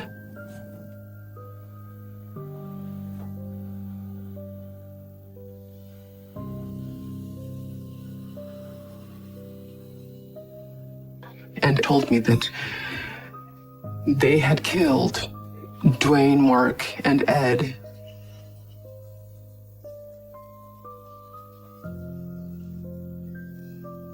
When our dad ordered someone's death, they were the ones that carried all the deaths out. But they split off because now they wanted to be in charge. I was kind of relieved because we were threatened by them, but they screwed up on the mission. Something went wrong. She tells me that there's been a big... I said, what's happened to the family? Where are my manners? Please, come in.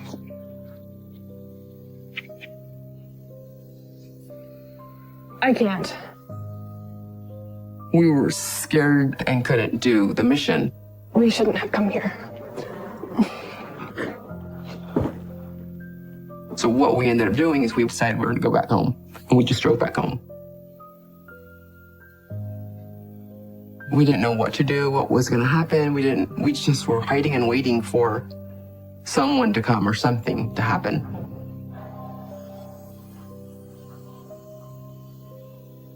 No idea when they were going to return, and things got really desperate. What do you do when you don't know what to do?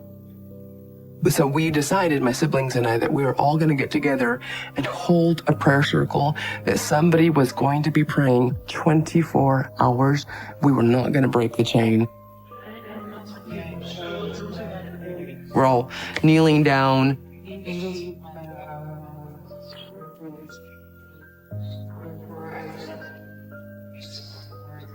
several days after praying and praying. I think I know what we have to do. And one of my younger siblings said that one of the guys that killed Arthur on the ranch is still alive. And maybe that's why God wasn't blessing us. We need to go out there and go kill him. I was still under the belief that our job was still to continue living this life. We were still responsible. Just so relieved that finally it was over with. So what do we do now? Whatever you want. It was just the hugest turning point in my life. It completely turned everything upside down. We were too afraid to talk about the bigger things like that. We needed to quit following it. The truth is, God would never do something like that. We don't have to do any of it anymore. I was actually so relieved. I couldn't believe he was saying it. But we knew a military mission was that you were going to go out and kill somebody that needed to be blood atoned. He's like, I know I'm supposed to be going on this military mission, but I really don't want to go. And I'm scared. I'm really scared. I don't know if I can do it. You can do it. Listen to me. You know what they'll do to you if you don't.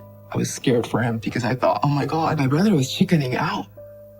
You couldn't just decide not to kill somebody. It was not an option because if you chose that, then you were going to get killed. And I really loved him. I just kept saying, you have to not be afraid. You just have to do it.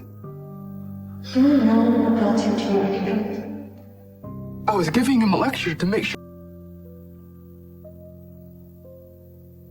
He just felt so horrible that he was the one that on accident killed a little girl and he just couldn't live with it. And so he said, you know what, if I get the death sentence, who cares? He didn't care anymore. He just wanted it to be over with. Even to see that our religion, our church, really wasn't the real church. Blood atonement? The Battle of Armageddon, it's all fake. Dad never spoke to God. It was all a sham. Everything we did, everything they told us, none of it is real. We had a long discussion. He said that it was a complete lie, and I had grown so much. The last time I saw her, I was 9. At 9 years old, I was still a little girl. She wasn't expecting to see somebody all grown up. I had to convince her that I was her daughter. In a mental hospital, and she had been in a mental hospital in Fort Worth for 5 years. And they wanted to take me to go see her. They put me in a waiting room. And then a doctor comes and puts my mother right next to me in the same waiting room. And I couldn't believe it. It was my mother. She looked the same, except just a little drive 1,000 miles. And we were just praying that God could give us the strength to do this.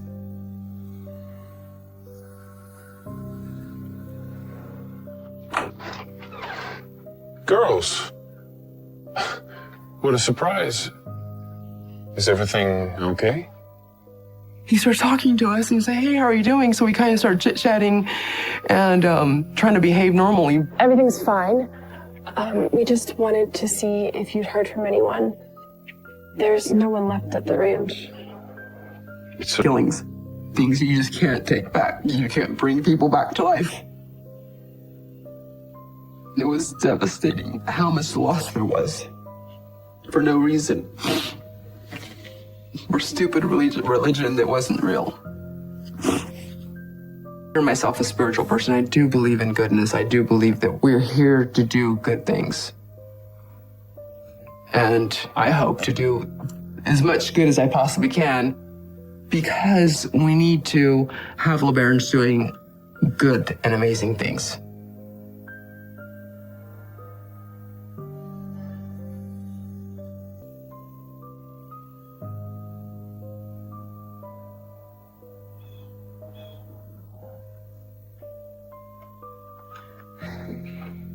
Everything finally came to an end when my brother got to a point that he couldn't live this way anymore.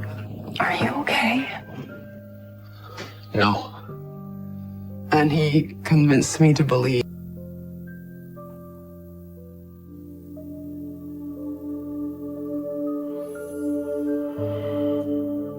Guess what? We found your mother. I was so shocked. Like, you found my mom? And they said that she was in focus. And when I speak to my siblings now, we talk about how horrible it was that this ever happened. And how did we get so brainwashed into believing something so wrong? On a date and go to the movies. I loved it. But this was so devastating that I ended up not believing in God. For several years, I just proclaimed that I was an atheist. And, God was not real. Now, I don't go to church, but I would consider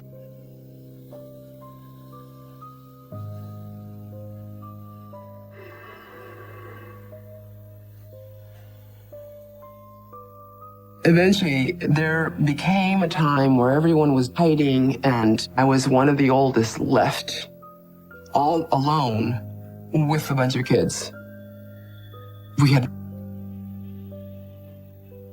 It took a while, but once she understood that I was her daughter, she was like beaming with pride. I just was so thankful that I at least got to see her one more time, because she actually passed away just a month later. She was really sick and she was tired and she laid down and passed away. And for how many years? Control over some people. And that is so not true. Nobody believes in this cult anymore. Nobody. Even my brothers who are in prison for these murders, they too eventually woke up to the reality that our doctrine and whatever we were raised to believe was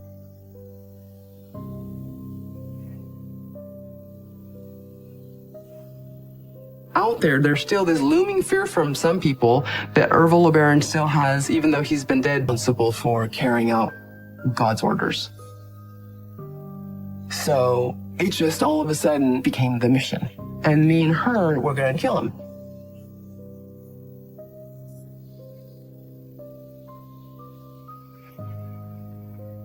One of the guys that had killed Arthur was still alive. And so the plan was drive over there and kill him. And so my sister and I, older. They tell me my daughter, Stephanie, is gonna come visit me today.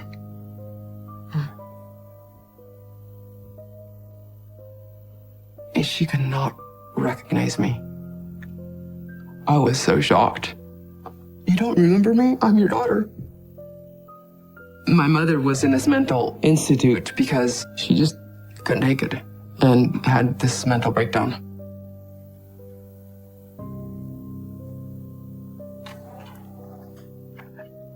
This is when they took me to go see her. I'm 16 years old, and she didn't recognize me because I was so tall.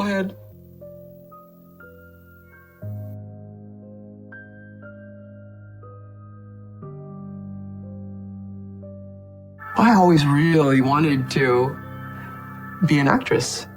And now that we could do whatever we wanted, I actually moved to LA and pursued acting.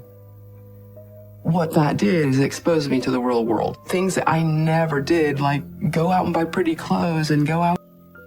But that is the only life we knew.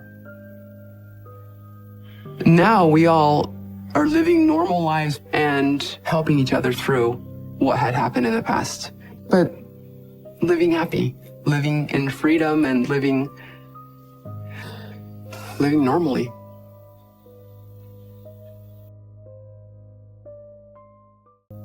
He turned himself in and told the police everything. At this point, nobody was held in custody for any of the murders, and they were still trying to figure out who it was. And And because of what he did, my siblings got prosecuted. And now they're in prison.